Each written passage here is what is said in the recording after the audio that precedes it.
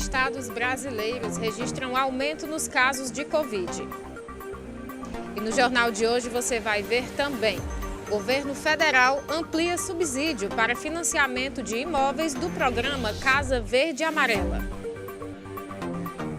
Senador Randolfo Rodrigues apresenta projeto contra ajustes dos planos de saúde.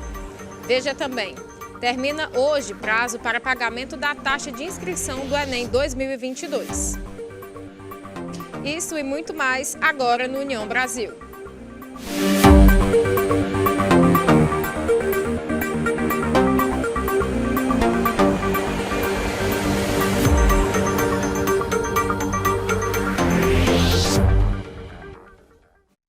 Olá, boa noite. Eu sou Nayara Mello e começa agora o União Brasil.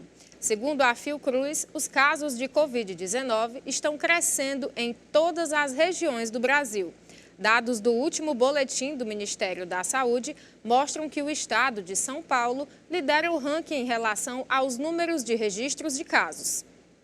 Segundo o boletim epidemiológico divulgado pelo Ministério da Saúde, com base em dados enviados pelas secretarias estaduais e municipais de saúde, o Brasil teve 33,9 mil novos casos e 143 mortes em 24 horas.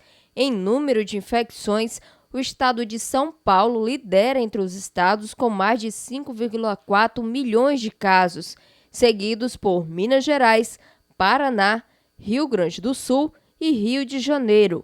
Entre as mortes por Covid-19, o estado de São Paulo está em primeiro com 169.118 casos, seguidos por Rio de Janeiro, Minas Gerais, Paraná e Rio Grande do Sul.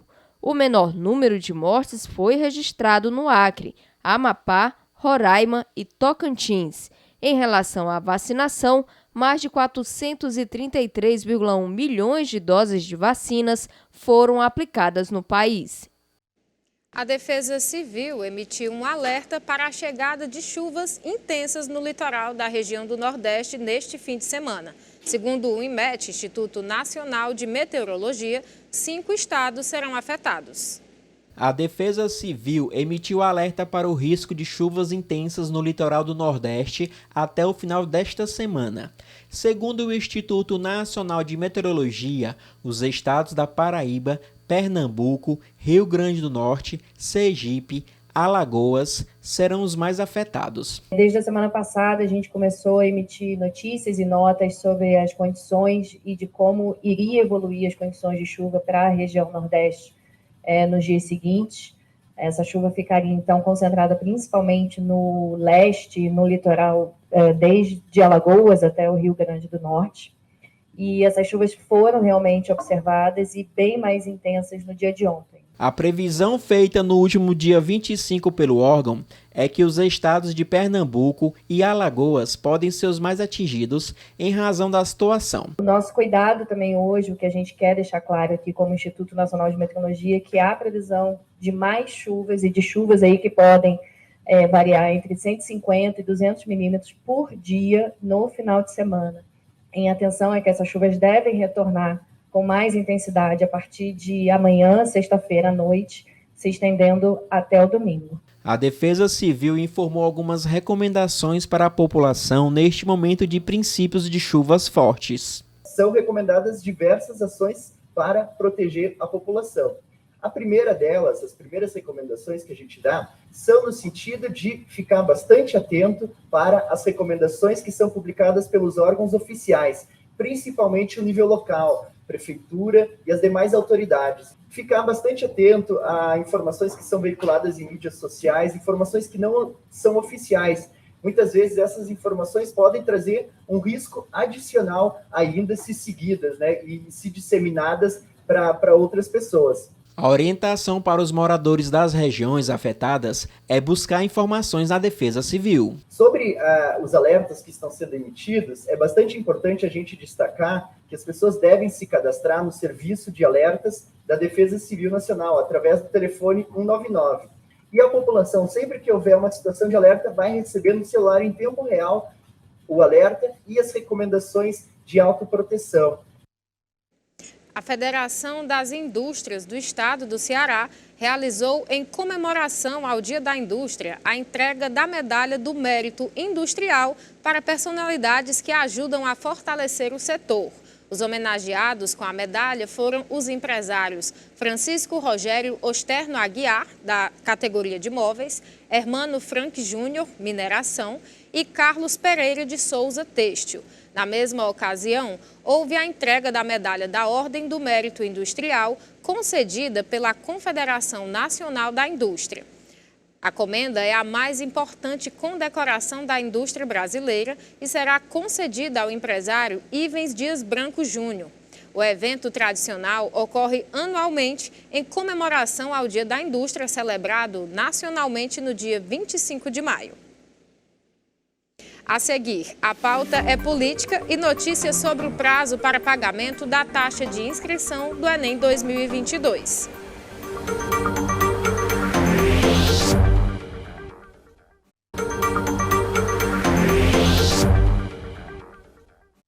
O presidente Jair Bolsonaro diz que irá propor a Joe Biden manter políticas tratadas com Trump. Randolph Rodrigues apresenta projetos contra ajuste de 15,5% nos planos de saúde.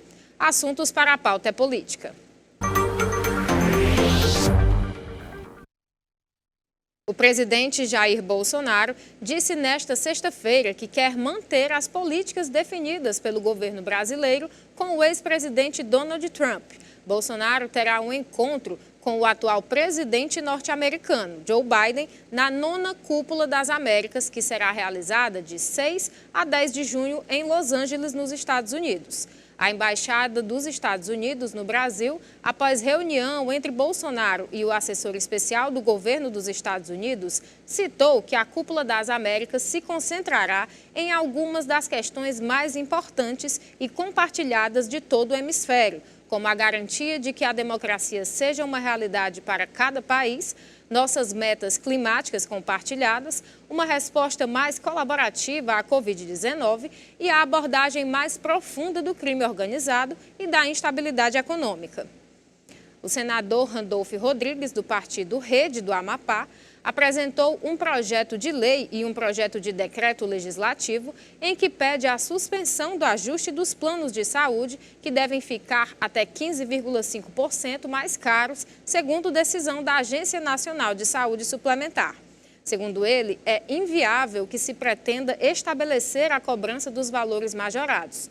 Bastante mais alinhado ao princípio constitucional da tutela do consumidor e à dinâmica da própria parte mais vulnerável nas contratações, seria se pensar na não cobrança desses valores alvitantes. Esse é o maior percentual de reajuste anual autorizado pela agência desde 2000, ano de início da série histórica. Até então, o maior reajuste autorizado tinha sido de 13,57% em 2016. E após o Tribunal Superior Eleitoral aprovar a criação de 2 federações partidárias, cientistas políticos analisam a união de partidos neste ano eleitoral. Veja na matéria. O Tribunal Superior Eleitoral aprovou na última quinta-feira a criação de novas federações partidárias. As federações são diferentes das antigas coligações, que permitiam alianças somente durante as eleições. As federações surgiram nesse momento para garantir que os partidos políticos possam disputar as campanhas eleitorais numa coligação que agora possui uma natureza distinta, já que nesse momento as federações impõem que esses partidos políticos tenham que permanecer por um espaço de tempo equivalente ao de um mandato, garantindo, portanto, que os partidos tenham um cuidado maior. A cientista política Carla Michele explicou quais mudanças foram realizadas com a criação das federações. A mudança com as federações existe exatamente na forma como esses partidos agora vão ter que preservar a aliança. Se as coligações não impunham um tempo mínimo para que essa formação, essa coligação permanecesse, perdurasse, no caso das federações é necessário que os partidos políticos que se uniram com o propósito de disputar as eleições eleitorais permaneçam na federação por um espaço de tempo que é equivalente a um mandato. Então, pelo menos por 4 anos, esses partidos precisam permanecer na mesma federação. A formação de federações foi aprovada pelo Congresso em agosto do ano passado. Na prática, a medida veio salvar siglas que corriam o risco de não cumprir a cláusula de barreira, instrumento que restringe o acesso ao fundo partidário e ao horário gratuito de TV e rádio para os partidos com baixo desempenho eleitoral. Principalmente aqueles partidos menores que dificilmente teriam condições de atingir um quociente eleitoral, que são importantes do ponto de vista do debate, porque apresentam uma propositura diferente, têm uma ideologia muitas vezes mais clara, mais evidente, mas mesmo assim tinham dificuldade de alcançar o quociente eleitoral. Com a federação, existe a possibilidade de somar forças. Segundo o cientista político Cleito Monte, alguns partidos já estão se articulando para aderir às federações. Já tivemos o primeiro registro, a confirmação da federação partidária entre PT, PV e PCdoB. Essa é a primeira confirmação que a gente tem de federação partidária, mas existem outros entendimentos, né? Existe uma discussão entre PSDB e Cidadania, existe também um debate entre União Brasil e o PP. Então, assim, agora é difícil formar federação partidária, porque ela tem que ser nacional. As coligações elas eram locais, a federação tem que ser nacional e é um jogo de disputas e interesses muito fortes. E para você que se inscreveu para realizar o Enem 2022, termina hoje o prazo para o pagamento da taxa de inscrição do Exame Nacional do Ensino Médio 2022. O pagamento da taxa de R$ 85,00 é obrigatório para quem não obteve isenção. Pela primeira vez, o Instituto Nacional de Estudo e Pesquisas Educacionais, Anísio Teixeira, possibilitou o pagamento por meio de Pix e cartão de crédito, além do tradicional boleto, guia de recolhimento da União. De acordo com o INEP, as provas neste ano serão realizadas nos dias 13 e 20 de novembro. O governo federal decidiu ampliar o subsídio para financiamento de imóveis do programa Casa Verde Amarela. Tiago Oliveira tem mais informações. O subsídio definido pelo governo federal para financiamento de imóveis do programa Casa Verde Amarela, voltado a famílias de baixa renda, será ampliado em percentuais que variam de 12,5% a 21,4%. O acréscimo varia conforme região, renda familiar e população do município. A informação é do Ministério do Desenvolvimento Regional. Segundo a pasta, a ampliação do subsídio tem como objetivo facilitar a aquisição da casa própria e ampliar o número de moradias entregues. A medida entra em vigor no início de junho e vai até 31 de dezembro de 2022. Em 2021, cerca de 350 mil famílias se beneficiaram do programa, por meio do financiamento com recursos do Fundo de Garantia do Tempo de Serviço, o FGTS. E no próximo bloco, as imagens do dia e o noticiário internacional.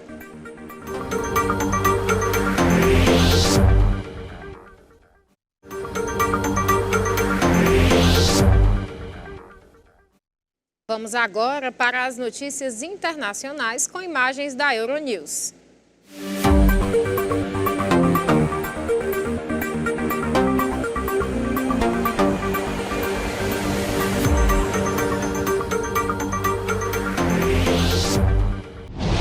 Um carregamento de leite em pó para bebês chegou na Pensilvânia vindo da União Europeia. O carregamento vai aliviar a escassez do produto nos Estados Unidos, que enfrentam dificuldades no abastecimento, que foi agravada pelo encerramento temporário da maior fábrica de fórmulas para bebês do país, após pelo menos 4 crianças terem sofrido infecções bacterianas após consumirem o leite em pó. A ONG espanhola Open Arms resgatou 110 migrantes do Mediterrâneo. A operação de salvamento ocorreu na madrugada desta sexta-feira e durou várias horas. O barco, que estava com tripulantes acima do permitido, acabou virando, dificultando assim o resgate. Os migrantes já desembarcaram em Lampedusa, na Itália, onde estão recebendo apoio das autoridades. Os torcedores do Liverpool estão invadindo Paris. A capital francesa recebe neste sábado a final da Liga dos Campeões, que opõe os ingleses aos espanhóis do Real Madrid.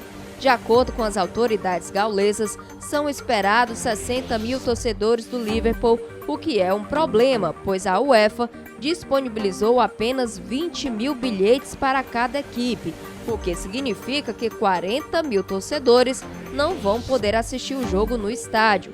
Considerado um evento de alto risco, as autoridades gaulesas colocaram mais de 7 mil policiais nas ruas. O jogo entre o Real Madrid e o Liverpool está marcado para o Estádio de França às 21 horas, horário de Paris. Em Kharkiv, no nordeste da Ucrânia, as sirenes continuam tocando. Novos bombardeamentos russos deixaram um rastro de destruição e provocaram a morte de pelo menos 9 civis. Há ainda registro de 19 feridos. O presidente ucraniano Volodymyr Zelensky voltou a reiterar a necessidade dos restantes dos países pressionarem a Rússia. A Ucrânia revelou que cerca de 8 mil soldados foram tornados prisioneiros pelos russos. Na cidade ucraniana de Poltava, mais 2 soldados russos foram condenados a penas de prisão por crimes de guerra. Ambos admitiram a culpa e enfrentam agora 12 anos de prisão. Vamos agora para as imagens que marcaram esta sexta-feira. Em campanha na internet, parentes e amigos do influenciador digital catarinense Jesse Cos conseguiram arrecadar cerca de R$120 mil para realizar o translado do corpo dele dos Estados Unidos para o Brasil. Cos morreu em um acidente automobilístico na última segunda-feira. O cachorro Shurastei, um Golden Retriever de 6 anos que viajava com Jesse, também morreu no acidente. O corpo do cachorro deverá ser cremado e as cinzas enviadas ao Brasil junto com o corpo de seu tutor.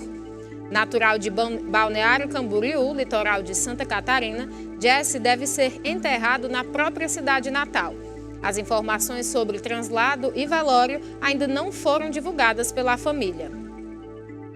As ações policiais realizadas recentemente na Cracolândia, no centro de São Paulo, foram denunciadas à Corte Interamericana de Direitos Humanos. A denúncia acusa o Estado de ter sido responsável por violações contra os direitos das pessoas em situação de vulnerabilidade social e alega que essas ações podem ser responsáveis por agravar a situação na região. Segundo a Polícia Civil, os atendimentos aos usuários de drogas do bairro aumentaram desde que as intervenções militares passaram a ser feitas com maior frequência. A Polícia Federal concluiu que o ex-ministro da Educação, Milton Ribeiro, não cometeu crime ao disparar uma arma acidentalmente no aeroporto de Brasília, em 25 de abril. Uma funcionária da companhia aérea foi ferida pelos estilhaços da bala. Segundo o ex-ministro, a arma disparou enquanto estava no balcão da companhia Latam. Ribeiro iria embarcar em um voo para São Paulo. Um monitor de publicidade localizado no aeroporto Santos Dumont, no centro do Rio de Janeiro, exibiu imagens pornográficas de uma página na internet na manhã desta sexta-feira. Passageiros que embarcavam e desembarcavam no terminal registraram o ocorrido e postaram fotos e vídeos nas redes sociais. A Infraero informou que os monitores são de responsabilidade de empresas terceirizadas de publicidade, que usam redes lógicas e sistemas próprios de divulgação, sem qualquer relação com o sistema de informação de voos do aeroporto. A Infraero disse ainda que registrou o boletim de ocorrência, fez comunicação à Polícia Federal e notificou a empresa responsável para tomar providências quanto à segurança das informações veiculadas em totens de mídia nesta sexta-feira. E fica por aqui o jornal desta sexta-feira. Se você quer ver o seu assunto, a sua sugestão no nosso jornal, tem várias formas de participar. Seja pelo nosso Facebook, WhatsApp, Instagram ou e-mail, o jornalismo@redeunião.com.br. Sua sugestão pode estar aqui no União Brasil. Muito obrigada pela sua companhia, uma ótima noite e um excelente final de semana. E continue acompanhando a nossa programação. União Brasil, informação além da notícia.